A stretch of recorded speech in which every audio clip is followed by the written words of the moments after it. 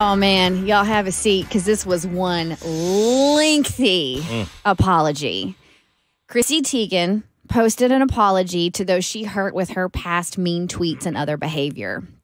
And she wrote it in a Medium post, and she also posted it on her social media, which is the first time she's posted anything since May 12th, when she first apologized when everything came out about what she said to Courtney Stodden. If you don't know, Courtney Stodden, who was 16 at the time, Chrissy had slid into her DMs and basically told her to kill herself. And she took ownership of those and admitted that she did, and kind of did a blanket apology and then stepped away from social media because Chrissy Teigen is very active on social media platforms. But yesterday, we did get this very lengthy apology. She said, "There's simply no excuse for my past horrible tweets. My targets didn't deserve them. No one does. Many of them needed empathy, kindness, understanding, and support, not my meanness masquerading as a kind of casual, edgy humor. I was a troll, full stop, and I am so sorry." And she went on to say that she's in the process of privately reaching out to the people she insulted. And she says she's trying to raise her kids to be kind in hopes that one day they one day recognize her evolution. But in the midst of this apology, more people are coming forward with how Chrissy Teigen treated them. So I wanted to ask you this because I think it's important. Did these people start to come forward yesterday before she made this apology, or did she make it after they started coming forward? Because one could be seen as almost like defense, and the other one could seem genuine. I'll have to go back and look because I don't know when Michael Costello came out, if it was after her if it was after her apology, which just hit yesterday, or if he was saying this when all the news broke about Courtney Stodden. So I'll have to see when he first did it. But of course, the story of him is, going viral because of Chrissy Teigen's apology. Now, Michael Costello was on Project Runway, and he's a designer. If you don't know Project Runway, it's a competition show for designers. And he is accusing Chrissy of a years-long campaign to get him blacklisted from the industry because he says she mistakenly thought he posted something racist, but he said it was photoshopped. He didn't do it.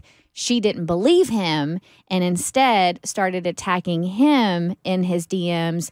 And also because of her Hollywood power, he got blacklisted in Hollywood and in the designer industry, and nobody would use him.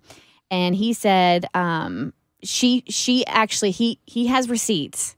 And in one of the DMs she sent him, she says, "Racist people like you deserve to suffer and die." He's begging her. He's like, "This was not me." Begging her. And she's just getting nastier and nastier and nastier. So he claims it's gotten so bad recently, he told loved ones he thought taking his own life was the best way out. So he's been contemplating suicide because of what he endured at the hands of Chrissy Teigen. That's what he alleges. They reached out for a rep for Chrissy when it comes to Michael Costello, and they haven't said anything. Farrah Abraham, who was a teen mom, she has since spoken out. She's supposedly supposed to be one of the people that Chrissy Teigen is supposed to apologize to, and she's like, "I've yet to receive one of those private apologies." It can't help for me except to be like a game changer when I look at Chrissy Teigen. I mean, when you tell another person that they should kill themselves or you shouldn't be around anymore, when I hear that about you, even if you apologize, it's kind of a game changer for me, to be honest with you. You can't apologize for saying that to somebody. Did you guys read the apology? Did it have any effect on you as far as how you look at Chrissy Teigen? I can't look at her the same ever since the Courtney Stodden story came out, just because it's not even like a level of hate that you have to say that to someone, like hate in your heart to say that someone should no longer be alive. But she probably knows people who have passed by suicide. Like, she probably has people in her life that is affected by that, or family members or friends.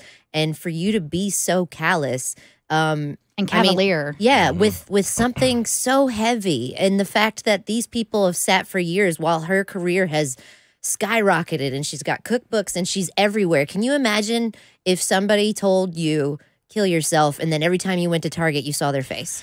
I can't. So every time I see her now, that's what I think. And I I'm doing the Walk Out of Darkness Suicide Walk Awareness in November. I do this every year, and it's so important to me. So I can't like look at Chrissy Teigen the same way anymore. And I used to really enjoy her. This is very different than when you're 14 years old and you say something that you regret, and now you're 28 or 30 years old and you're like, I can't believe I was that person.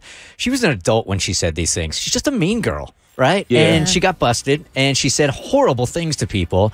And for me, it kind of goes on her permanent record. Yeah, and it was the receipts for me. I mean, when you really saw how she dug in, because it's one thing to like tell somebody how you feel about what they done, but to tell somebody that they should die, like that kind of hate should just not ever be spewed. The BERT Show.